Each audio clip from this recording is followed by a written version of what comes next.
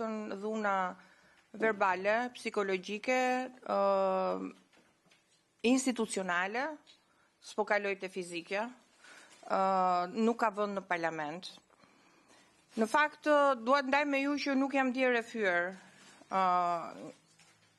nga ajo që u tha dje nga kryetari i grupit tuaj parlamentar, sepse njerëz me veprime si të ti e turpërojnë parlamentin, por jam djerë e lënduar për mënyrën se si kryetari i kuvendit e menaxhoi situatën, që në mendimin tim e menaxhoi shumë keq, në mënyrë të turpshme, dhe me mos distancimin nga ana të paktën të grave deputete të Partisë Socialiste për atë që u tha në foltoren e kuvendit, për gjuhën seksiste që u përdorën nga kryetari i grupit parlamentar tuaj.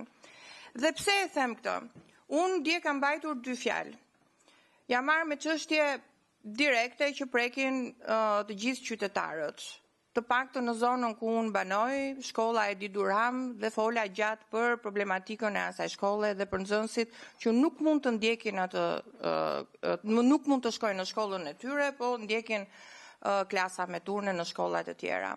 Ndërsa fjalën e dytë e mbajta pikërisht për çështje që prekin edhe problematikën që diskuton ky komision, dhe madje kemi edhe një kërkesë që lidhet me fjalën time, pikërisht për editorialin Rama Vučić dhe për procesin e integrimit që Rama do ta ndali së bashku me Vučić. Unë nuk di se cila prej këtyre çështjeve e preku kryetarin e grupit parlamentar tuaj që reagoi në atë mënyrë, sepse unë kam bindjen që nuk di pra kush e acaroi, sepse shënjestrimi ishte politik. Nuk ishte i rastësishëm. Shënjestrimi ishte i qëllimshëm. Po tentojnë të godasin opozitën,